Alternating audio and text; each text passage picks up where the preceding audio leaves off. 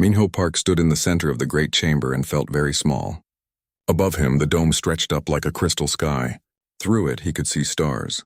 Millions of them, more than anyone on Earth had ever counted. Around him, in circles that rose higher and higher, sat the representatives of 2,000 alien species. They all looked down at him now. He was alone. That was the point, he knew. They wanted him to feel alone. The chamber belonged to the Galactic Council, the government that ruled most of the known galaxy. Humanity had joined this council 40 years ago, when Earth's first ships traveled beyond the solar system and met the aliens who lived among the stars. At first, the other species had welcomed humans. They had seemed friendly. They had shared some technology and opened some trade routes. They had told Earth that joining the council was an honor. Minho had believed them once. He didn't anymore. "Ambassador Park of Earth," a voice boomed through the chamber. It came from a tall creature with purple skin and 4 arms. This was Vexthar, a leader from the Velthuran Empire. "You stand accused of crimes against the Galactic Council. How does your species answer?" Minho took a breath. His heart pounded, but he kept his face calm. He had been a soldier before he became a diplomat. He knew how to hide fear. "We answer that Earth has committed no crimes," he said. His voice carried through the chamber, amplified by technology he didn't fully understand. "We have followed every law. We have kept every treaty." Vexithar's mouth twisted into something like a smile. "You deny that Earth has built warships beyond the approved limits?" "We built ships to defend our colonies," Minho replied. "The treaty allows defensive forces." "You built battleships," Vexthar shot back. "Ships with weapons powerful enough to crack planets. You call that defense?" "When pirates raid our supply ships, yes," Minho said. "When our mining stations get attacked, yes. We asked the Council for protection. You gave us none, so we protected ourselves." A wave of sound rolled through the chamber, alien voices muttering, growling, clicking. Minho couldn't tell if they agreed with him or not. Another voice spoke, this one slower and deeper. Minho looked up and saw Elder Morath, a member of the Korthan Collective. The Korthans were one of the oldest species in the galaxy. They had ruled entire sectors of space when Earth still had dinosaurs. "Young species often fail to understand the wisdom of limitation," Morath said. His voice sounded tired, like a teacher dealing with a difficult student. "Humanity expands too quickly. You take too much. You refuse to share your technology. You contaminate primitive worlds with your culture. You are like children playing with weapons you do not comprehend." Minho felt anger rise in his chest, but he pushed it down. Getting angry wouldn't help. "With respect, Elder, we share what we can. But some technology is ours to keep. The treaty recognizes that right." "The quantum drive," Vexthar said. "You refuse to share it. This technology could benefit the entire galaxy, yet you hoard it selfishly." "Because we invented it," Minho said. "Because it's ours. The Council demanded we hand over the blueprints for free. That's not trade. That's theft." More muttering from the assembled aliens. Minho saw Dayan Kim in the visitors section, his fellow diplomat from Earth. She looked worried. She had warned him this would go badly. She had been right. Vexthar raised all 4 of his arms. The chamber fell silent. "The Galactic Council will now vote on the charges against Earth. Species of the galaxy, you have heard the evidence. Humanity stands accused of militarization, territorial aggression, technological hoarding, and cultural contamination. These crimes threaten the peace we have maintained for 10,000 years. Cast your votes now." Lights began to appear around the chamber, some blue, some red. Blue meant guilty. Red meant innocent. Minho watched as more and more blue lights flickered on. His stomach felt like ice. The counting took only minutes. When it ended, a screen appeared in the air above Minho's head. He didn't want to look at it, but he forced himself to. The vote was 1,847 to 153. Guilty. "The verdict is clear," Vexthar announced. "Humanity is expelled from the Galactic Council effective immediately. Earth must withdraw all colonies beyond the Sol system. All trade with Council species is forbidden. All access to quantum gates is revoked. You have 30 days to comply, 30 days. Minho almost laughed. There were millions of humans living on colonies outside Earth's solar system. How could they bring everyone back in 30 days? The Council knew it was impossible. They wanted Earth to fail so they would have an excuse for what came next. Security guards appeared at Minho's sides, 2 tall aliens in armor. They would escort him out. The Council was done with him, but Minho wasn't done with them. He turned slowly, looking up at all the species who had voted to destroy Earth's future. He saw smugness on many faces, relief on others. A few looked guilty, but not enough. Not nearly enough. "You think this ends here?" Minho said quietly, but the chamber's acoustics carried his words to every corner. "You think Earth will simply obey? You think we'll abandon our people, destroy our ships, and crawl back to our little planet like beaten dogs?" He paused. Every eye in the chamber was on him now. "You're wrong," he continued. "You assume we need you. You assume we'll surrender. But you forget something important about humanity. We didn't get to the stars by giving up when things got hard. We climbed out of caves with nothing but rocks and fire. We survived ice and plague and war. We split the atom. We walked on our moon before we even had computers. We did all of that alone." His voice grew stronger. "You gave us 40 years in your council. You taught us how you think, how you fight, how you make decisions. We learned everything we needed to learn. And now you want to cast us out because we won't kneel?" Minho smiled, but there was no humor in it. "History will record this day. It will be studied for 1,000 years. But not as the day the Council punished Earth. As the day the Council chose extinction over evolution. We came in peace. We asked for friendship. You gave us betrayal." The guards grabbed his arms, but Minho kept talking as they pulled him toward the exit. "We remember how to survive. We remember how to fight. And we never ever forget who wronged us. 30 days? Take your deadline and choke on it. Earth will not comply. Earth will not surrender. And when this is over, every species in this chamber will wish they had voted differently." The doors closed behind him. The last thing he saw was Vexithar's face, purple skin now flushed darker with rage. Good. Let them be angry. Fear came after anger, and Minho wanted them afraid. Diane met him in the corridor outside. Her face was pale. "They'll take that as a declaration of war," she whispered. "I know," Minho said. He activated his communicator. "Get me President Song. Tell her the vote failed. Tell her we're coming home. And tell her to activate Protocol Midnight." Daeon's eyes went wide. Protocol Midnight was Earth's emergency war plan. The plan they hoped never to use. "Are you sure?" she asked. Minho looked back at the chamber doors. Behind them, 2,000 species were celebrating Earth's downfall. "They thought they had won, I'm sure," he said. "They wanted to make an example of us. Now we'll make an example of them. They're about to learn what happens when you corner a species that refuses to die." He started walking toward the docking bay where their ship waited. Behind him, the Galactic Council continued its session, already moving on to other business. They had dismissed Earth as a problem solved. They would realize their mistake soon enough. By then, it would be far too late. 90 days had passed since the vote. 90 days since Earth refused to obey. Now the Grand Armada hung in space at the edge of Earth's solar system, and Commander Taewon Lee stood on the bridge of his flagship, looking at the fleet under his command. 500 ships, 20 different species, the largest military force assembled in 300 years. All of it aimed at one small blue planet. Taewon was Veltheron, like Vexthar, who had prosecuted Earth. But unlike Vexthar, Taewon was a military officer, not a politician. He didn't hate humans. He simply had orders to make them obey. "Status report," he ordered. His tactical officer, a creature with 6 eyes and crystal-like skin, consulted her displays. "All ships in position, Commander. We have a complete blockade around the Sol system. No ship can enter or leave without our knowledge. Human defensive fleet detected in orbit around their moon." "How many ships?" Taewon asked. 50, sir. Mostly destroyers and frigates. A few cruisers. Nothing that poses a significant threat. 50 ships against 500. Taewon almost felt sorry for them. "Almost. Open a channel to Earth," he said. "Let me speak to whoever is in charge of their fleet."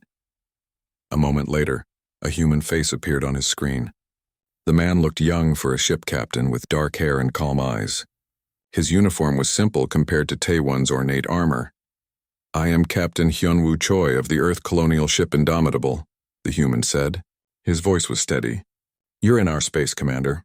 State your business or leave." Taewon had to admire the courage, even if it was foolish. "I am Commander Taewon Lee of the Grand Armada. I carry the authority of the Galactic Council.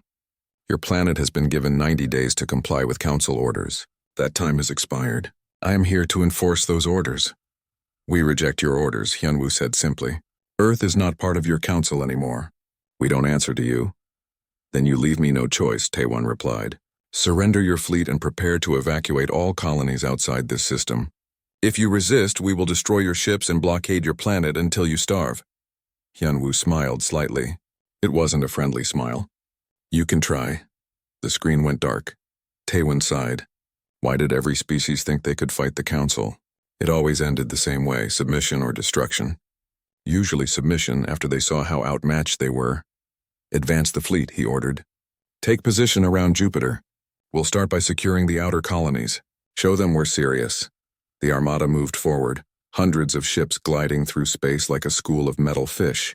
They passed Mars without incident. The human colonies there had already been evacuated. Smart choice. But when they reached Jupiter and its many moons, something felt wrong. Sir, his tactical officer said, her 6 eyes blinking in confusion. I'm not detecting the human fleet anymore. What do you mean? Taewon demanded. They were just in lunar orbit. They're gone, sir. Sensors show nothing. It's like they vanished. Impossible. 50 ships couldn't just disappear. Unless the first explosion hit one of his support vessels. Then another. And another. Suddenly space was full of fire and debris. We're under attack. His tactical officer shouted. Unknown contacts, multiple vectors. Where are they? Taewon roared. Find them. I can't, sir. They're not showing on sensors. Wait, there. She pointed at a screen showing an asteroid. The asteroid broke apart, and from inside it came a human warship, weapons blazing. Then another asteroid opened. And another.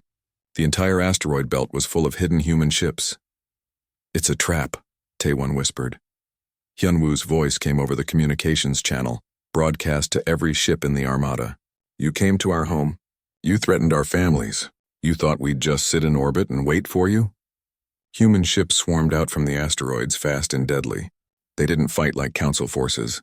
Council fleets engaged in organized battle lines following centuries-old tactics. The humans fought like pirates. Hit hard, move fast, vanish before the enemy could respond. Taewon watched as 3 of his escort ships took railgun fire from a human destroyer. The rounds punched through their shields like they weren't even there. Those railguns shouldn't have that much power. Where had humans gotten that technology? Return fire, he ordered. All ships engage. But engaging was harder than it should have been. The human ships had some kind of stealth coating that made targeting difficult. By the time his ships locked weapons, the humans were already moving to new positions. And they were so aggressive. Council species fought cautiously, preserving their ships and crews.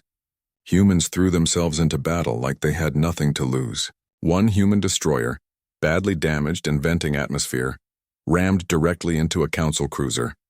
Both ships exploded in a ball of fire. They're insane, Taewon's tactical officer said. No, Taewon said quietly. They're desperate. And that makes them dangerous. The battle raged for hours. Taewon's fleet had superior numbers, but the humans had surprise and position. They knew this asteroid belt like it was their own backyard. They used it perfectly, hiding behind rocks, setting ambushes, leading Council ships into dead zones where their sensors didn't work. By the time Taewon ordered a retreat, he had lost 80 ships. The humans had lost 12. The armada pulled back to the edge of the system. In the command briefing that followed, Taewon's officers were shaken. They fight without honor, one Korthan captain complained. Hiding like cowards, striking from ambush. They fight to win, Taewon corrected. There's a difference. We assumed they would meet us in open battle because that's what civilized species do. But humans aren't playing by our rules, and so what do? His tactical officer asked. Taewon studied the tactical map. The asteroid belt was now firmly in human control. Trying to take it would cost hundreds more ships. But they still had the numbers. They could establish a blockade and wait. We surround them, he said. Nothing in, nothing out. No trade, no supplies, no help from their colonies. We'll starve them until they surrender. It might take months, but they can't hold out forever. His officers nodded. It was a sound strategy. Cruel, but sound. What Taewon didn't know was that on Mars, Colonel Seo Jin-han was refusing evacuation orders and turning the mining colonies into fortresses. On Europa Station, Dr. Yuna Shin was converting ice mining equipment into weapons. Across the solar system, humans were digging in. And far away on a listening post the Council didn't know existed, Daeun Kim was still working. She had been captured when the Council arrested Earth's diplomatic staff. But captured didn't mean powerless. She had access to Council communications. She had been watching, listening, learning. Now she activated a secure quantum channel, one the Council couldn't detect or block, and transmitted everything she had learned back to Earth. President Song, her message began. I've analyzed the Armada's tactical patterns. They've never fought a species that refused to surrender. They have no long-term siege plans. Their supply lines are vulnerable. Their species don't trust each other. This fleet is an alliance of convenience, not unity. If we can make this costly enough, they'll fracture. She paused, then added, and I found something else. The vote was rigged. I have proof that the Veltherans and Korthans bought votes by promising exclusive access to Earth's colonies. When this gets out, the Council will tear itself apart. On Earth, President Jiwan Song received the message and smiled grimly. The Council thought they had humanity trapped. They thought the blockade would break Earth's will. They were about to learn that breaking humanity was like breaking diamond. It required more pressure than they could possibly apply, and the attempt would destroy the tool. In orbit around Earth's moon, Captain Hyunwoo Choi assembled his surviving ship captains for a briefing. 12 ships lost, 38 remaining. Against 500, the math was bad. But Hyunwoo had spent his entire career studying human military history. He knew that numbers weren't everything. A smaller force that refused to quit could exhaust a larger one. Vietnam, Afghanistan, Finland in the Winter War. History was full of examples. They'll establish a blockade, he told his captains. They think they can wait us out. But blockades work both ways. They need supplies too. Their ships need fuel, food, and repairs. They're far from home. We're fighting in our own system. So we make them bleed, one captain said. Every day, Hyunwoo agreed. Small raids. Hit their supply ships. Target their communication relays. Make them paranoid. Make them tired. Make them wish they had never come here. He looked at each captain in turn. This is going to be a long fight. Some of us won't survive it. But our job isn't to win every battle. It's to make sure Earth survives. Can you do that? Every captain nodded. The siege had begun. The Council expected it to last a few months at most. It would last much, much longer, and it would cost far more than anyone imagined. 6 months had passed since the blockade began. On Earth, the effects were showing. In New Seoul, people stood in long lines for food rations. The winter was cold, and power was limited to 4 hours per day.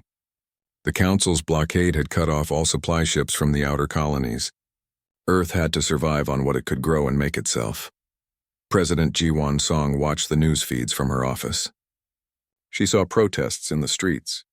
She saw angry people demanding she surrender to the Council. She saw families suffering. It would have been easy to give in, to call the Council and accept their terms, to end the suffering. But Jiwan knew something the protesters didn't, something the Council didn't know either. Earth had prepared for this. 3 years ago, when tensions with the Council first started growing, Earth's government had started a secret project. They called it the Ghost Initiative. The plan was simple but risky. Establish hidden colonies beyond Council-monitored space, colonies so secret that even most of Earth's government didn't know about them. These ghost colonies had been building ships and stockpiling weapons for 3 years. And now it was time to reveal them. Jiwan opened a secure channel. The face that appeared on her screen made her smile. It was a face the galaxy thought was dead. Hello, Admiral Kang, she said. Suho Kang had supposedly died in a training accident 3 years ago. His memorial service had been broadcast across Earth. World leaders had attended his funeral. But it had all been a performance. Suho was alive. And he had been very busy. Madam President, Suho said with a slight bow. The Ghost Fleet is ready. 200 ships fully armed and crewed. The Council doesn't know we exist. We've been hiding in the Helix Nebula building and training. How soon can you deploy? Jiwan asked. We can launch within 24 hours, Suho replied. Just give the word. Jiwan looked at the news feeds again. She saw the suffering. But she also saw something else, determination. Despite the hardship, most people supported the resistance. They understood what was at stake. Freedom wasn't free. It never had been. Launch the fleet, she ordered. Show the Council what happens when they corner humanity. 24 hours later, the Ghost Fleet emerged from the Helix Nebula. 200 warships, each one built using technology the Council had never seen. Human engineers, freed from council regulations, had innovated in ways that would have been illegal before. The ships were smaller than council vessels but faster. Their weapons were more efficient. And most importantly, they were completely invisible to council sensors. Earth's scientists had finally perfected stealth technology.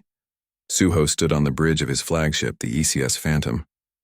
Around him, his officers worked calmly. They had trained for years for this moment. Target analysis complete, his tactical officer reported. We've identified 27 council supply depots across 3 sectors, all lightly defended. They're not expecting attacks this far from Earth. Then let's not disappoint them, Suho said. All ships execute Operation Ghost Storm. Hit every target simultaneously. I want the council to wake up and find their supply lines in ruins. The Ghost Fleet split into squadrons and vanished into faster-than-light travel. When they emerged at their targets, the council forces were completely unprepared. At Supply Depot Theta 7, a dozen council supply ships were loading provisions when 3 human destroyers appeared from nowhere. The depot's defenses never had time to activate. Within minutes, the supply ships were destroyed, and the depot was a cloud of debris. At Depot Omega-2, 4 human frigates attacked a fuel convoy. The council escorts tried to fight back, but their weapons couldn't lock onto ships they couldn't detect. The convoy was annihilated. Across 3 sectors of space, the pattern repeated. Supply depots burning, fuel convoys destroyed, communication stations disabled. In one night, the council's logistics network suffered more damage than it had in the previous 5 centuries. On Velthara Prime, Councillor Vexthar received the reports and felt something he hadn't felt in decades. Fear. How is this possible? He demanded. Earth is blockaded. Their fleet is trapped in their system. Where did these ships come from? His intelligence officer, a timid creature with too many eyes, stammered his response. We don't know, sir. They appeared simultaneously at multiple locations. Our sensors barely detected them. By the time our forces responded, the attackers were gone. How many ships did we lose? 70 supply vessels, sir. 15 escort ships, and 6 depots completely destroyed. Vexthar slammed all 4 of his fists on his desk. This is impossible. Earth is a single planet. They can't have built an entire fleet without us knowing. But they had. And now the council was paying the price for underestimating humanity. Elder Morath called an emergency council session. When the representatives assembled, the mood was tense. The siege of Earth was supposed to end this quickly, Morath said, his ancient voice heavy with disappointment. Instead, we find ourselves under attack across the galaxy. How did we miscalculate so badly? The humans are using illegal stealth technology, Vexthar argued. They're violating every treaty. They're not part of the council anymore, a Draxian representative pointed out. You expelled them, remember? They don't have to follow your treaties. Murmurs of agreement spread through the chamber. The council was starting to fracture. We need to increase military presence in all sectors, Vexthar insisted. Deploy more ships. Hunt down these human raiders. That will cost trillions, someone objected. Our economies are already strained. Then raise taxes, Vexthar snapped. More murmurs, these ones angry. Many council species were already unhappy with the war's cost. Now they were being asked to pay even more. While the council argued, Dion Kim continued her work. She was still technically a prisoner on the council station, but her guards had grown lazy. She had access to computer terminals, and she had found what she was looking for, proof that the vote expelling Earth had been rigged. She copied the files onto a data chip and prepared to broadcast them across the galaxy. But first she needed to contact her resistance network. Over the past months, Dion had been building alliances with species who were unhappy with the council. The Draxians, whose miners were exploited by the Veltharans, the Yulon traders who had been bankrupted by council trade regulations, dozens of smaller species who had no voice in council decisions. She sent out a coded message. The evidence is ready. Are you prepared to move? The responses came quickly. Yes, 20 species agreed to help. It wasn't enough to overthrow the council, but it was enough to cause chaos. The next day, Dion's evidence was broadcast across every major news network in the galaxy. The files showed clearly how the Veltharans and Korthans had bought votes by promising exclusive mining rights to Earth's former colonies. The vote hadn't been about justice or law. It had been about greed. The reaction was immediate. 12 species demanded investigations. 5 threatened to leave the council. Protests erupted on a dozen worlds. On Earth, people saw the broadcasts and felt hope for the first time in months. They weren't alone. Other species were questioning the Council too, but the war was far from over. The blockade around Earth still held. The Armada still had hundreds of ships, and the Council, desperate to maintain control, was preparing to escalate. Total mobilization, Elder Marath declared. Every Council fleet, every ship will join the hunt for human forces. We will crush them completely. But mobilization takes time. And time was something the Council didn't have as much of as they thought. On Mars, Colonel Seojin Han had been fortifying the mining colonies. He had 10,000 volunteers, mostly miners and engineers. They weren't soldiers, but they knew how to work in hostile environments. They knew how to improvise. When a Council patrol ship approached Mars to investigate, Seojin's people were ready. They had converted mining lasers into weapons. They had built missile launchers from spare parts. They had turned the entire colony into a fortress. The patrol ship never made it into orbit. It was hit by a missile barrage and retreated with heavy damage. On Europa Station, Dr. Yuna Shin had been working on a different kind of weapon. She had figured out how to weaponize quantum entanglement communication. The result was a device that could disable ship computers from light years away. When she tested it on a Council reconnaissance vessel, the ship's systems crashed instantly. The vessel drifted helplessly until Earth forces captured it. Across the solar system, humans were adapting, innovating, surviving. Every day the blockade continued. They learned new ways to fight back. Captain Hyunwoo Choi coordinated the defense efforts from his flagship. Despite the losses, his people's morale was high. They were winning small victories every day. Commander Taewon is getting frustrated, one of his officers reported. Our raids are making him paranoid. He's pulled ships away from the blockade to protect supply lines. Good, Hyunwoo said. Keep up the pressure. Make him spread his forces thin. A blockade only works if you have enough ships to enforce it. President Ji-won Song appeared on his screen. She looked tired but determined. Captain, she said, Admiral Kang's next operation is about to begin. He's going to attack Velthara Prime itself. Hyunwoo's eyes widened. That's insane. Velthara is the most heavily defended planet in the Council. I know, Ji-won said with a slight smile. That's why they'll never expect it. We're not trying to conquer it. Admiral Suho Kang stood on the bridge of the ECS Phantom and looked at the planet Velthara Prime on his display. It was beautiful. Purple oceans, golden continents, 3 silver moons. It was also the home of the Veltharan Empire and the seat of Galactic Council power. And Suho was about to attack it. This is crazy, his tactical officer muttered. They have orbital defense platforms. They have 3 defense fleets. One wrong move and we're dead. Then we won't make a wrong move, Suho said calmly. Remember, we're not here to conquer. We're here to embarrass them. Hit hard, send our message, and get out before they know what happened. The Ghost Fleet had approached Velthara using routes that Council sensors didn't monitor. They had spent weeks studying the planet's defenses, finding the weak points. Now they were ready. All ships, Suho transmitted. Execute Phase 1. 20 human ships dropped out of stealth mode simultaneously around Velthara's orbital platforms. Before the platforms could activate their weapons, the human ships fired electromagnetic pulse weapons, another technology Earth had developed in secret. The platforms went dark. Their computers crashed. Their weapons powered down. Phase 2 began immediately. Human ships transmitted a video message directly to every screen on Velthara Prime. Every television, every computer, every communication device. President Ji-won Song's face appeared. She spoke calmly, clearly. People of Velthara, she said, your leaders told you that Earth would surrender. They told you we were weak. They told you this war would be over quickly. They were wrong. Behind her, images played showing Council ships burning, supply depots destroyed, defense platforms disabled.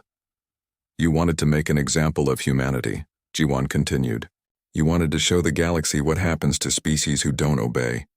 So we're making an example of you. Your orbital defenses are disabled.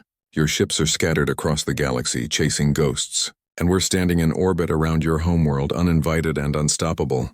She leaned forward. We could destroy your platforms. We could bombard your cities.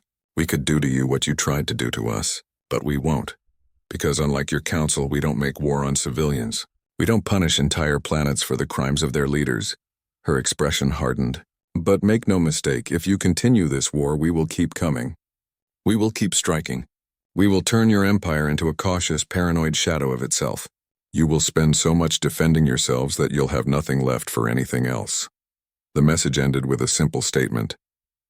End this war. Or we will end it for you. Then the human ships vanished, jumping back into faster-than-light travel before the Veltharan defense fleets could respond. The entire attack had lasted 11 minutes.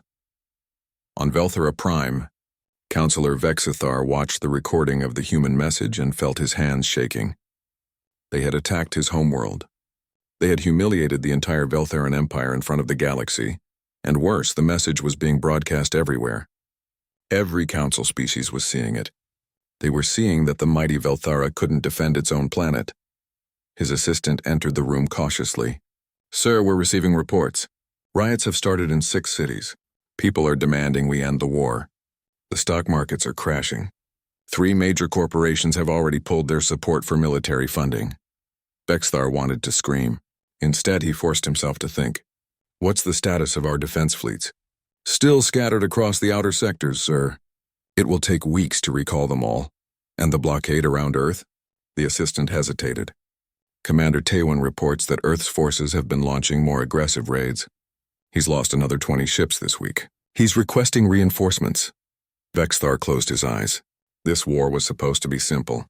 Blockade Earth, wait for them to surrender, move on. Instead, it had become a nightmare that was draining resources and destroying the Council's credibility. Contact Elder Morath, he said finally. Tell him we need an emergency session of the full Council. But the Council was already falling apart. When the representatives met, the chamber was full of angry voices. The Draxians were demanding an investigation into the vote that had expelled Earth. The Yulan traders were threatening to stop supplying Council military ships. A dozen minor species were questioning why they were paying for a war that only benefited the Veltharans and Korthans. Order, Elder Morath called out. His voice still carried authority, but barely.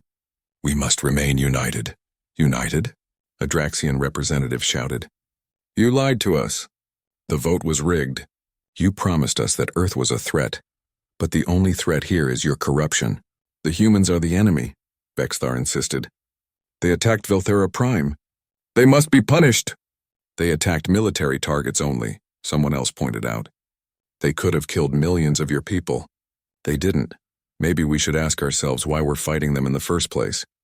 The argument continued for hours. No decisions were made. The Council was paralyzed. Meanwhile, Commander Taewon Lee was facing a different crisis. The blockade around Earth was crumbling. For 6 months, he had maintained the siege. But Earth's constant raids had forced him to pull ships away to protect supply lines. The blockade that had once been 500 ships was now down to 300, and those ships were spread thin.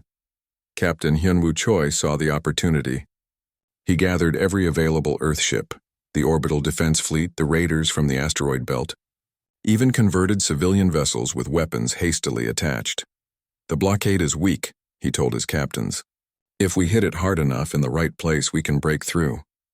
Earth needs supplies from our outer colonies. Our people need hope. We're going to give them both. The attack began at dawn Earth time. 70 human ships struck the weakest point in the blockade simultaneously. The Council forces tried to hold, but they were outnumbered at that location and outfought by desperate humans who had nothing to lose. The battle lasted 6 hours. It was brutal. Both sides lost ships.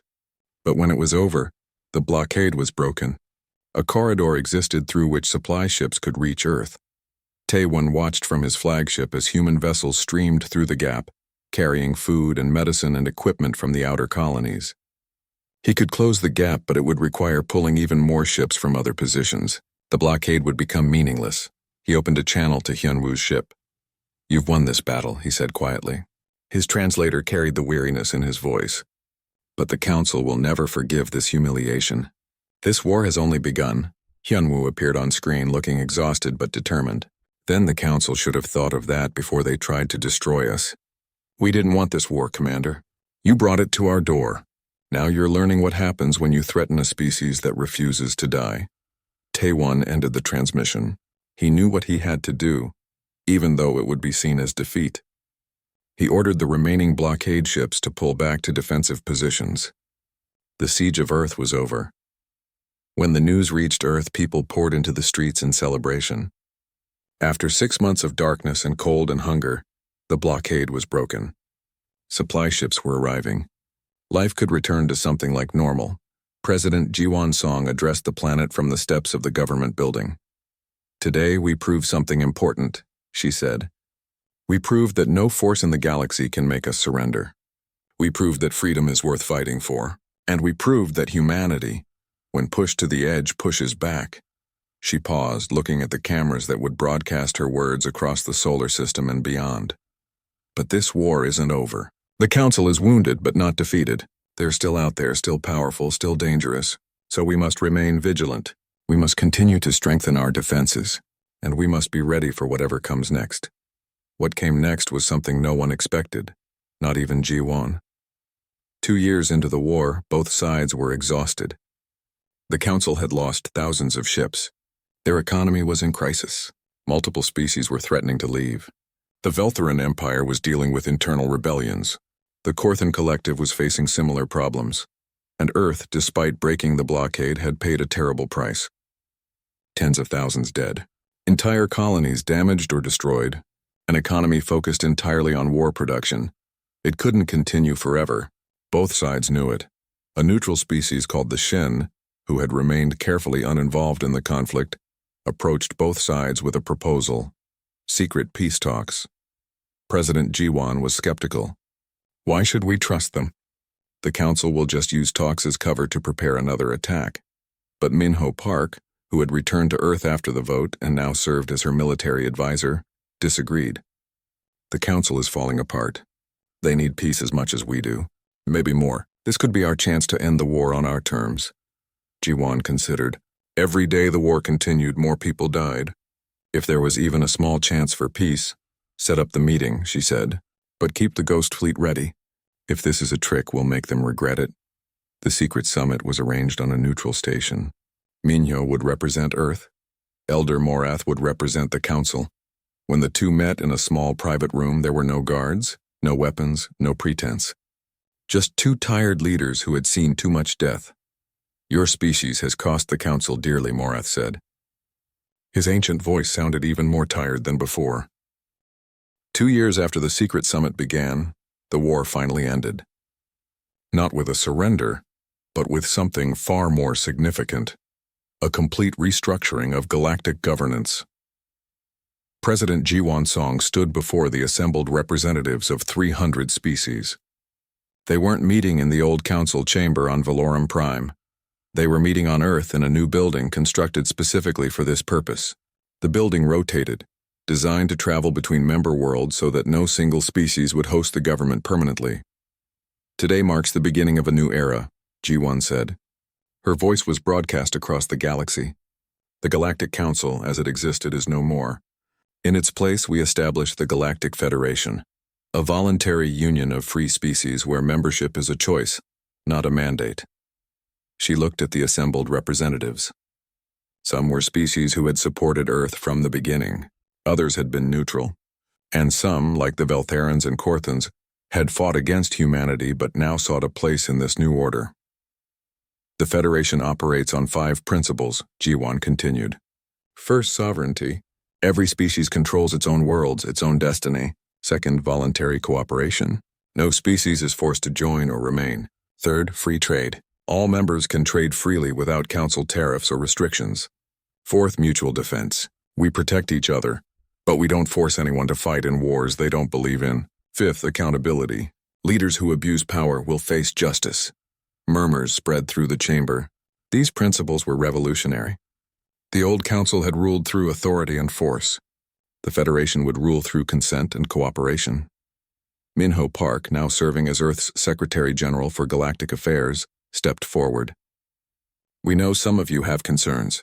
The Federation is new and untested, but consider the alternative: a return to the council system that nearly destroyed the galaxy.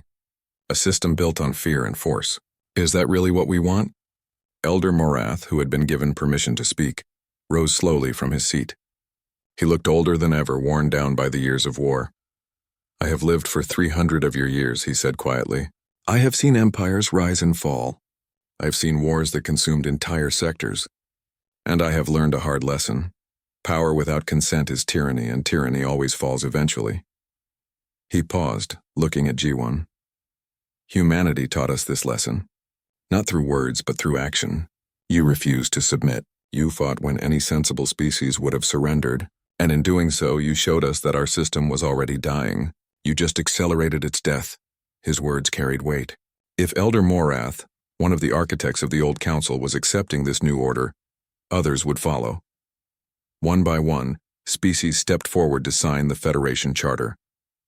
The Draxians signed first, eager to escape Veltheran exploitation. The Yulon traders signed next. Then dozens of smaller species who had never had a real voice in the old council.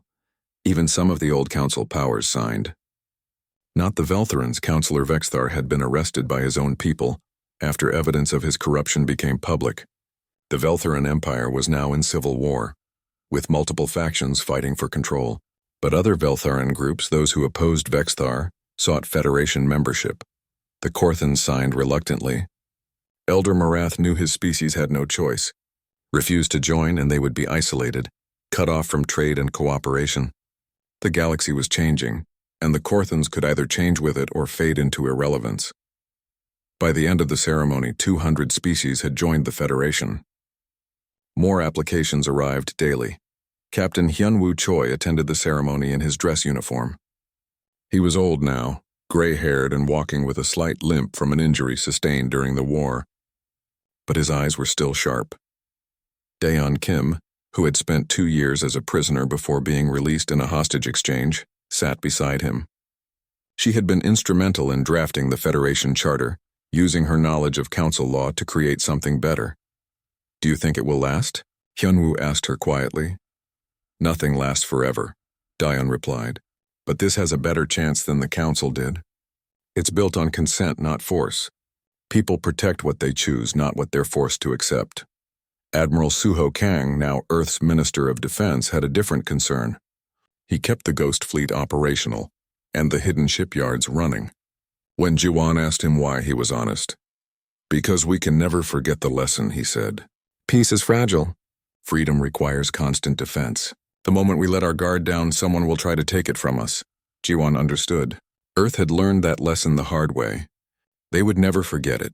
The Treaty of Sol, as the Federation Charter became known, transformed the galaxy over the next 50 years. Trade flourished without council restrictions. Species that had been exploited found prosperity. New technologies spread freely instead of being hoarded by the powerful. But there were problems too. Not every species joined. Some preferred isolation. Others, like the remnants of the Veltheran Empire, remained hostile. Pirates and raiders operated in the gaps between Federation space. The Federation wasn't perfect, but it was better than what came before.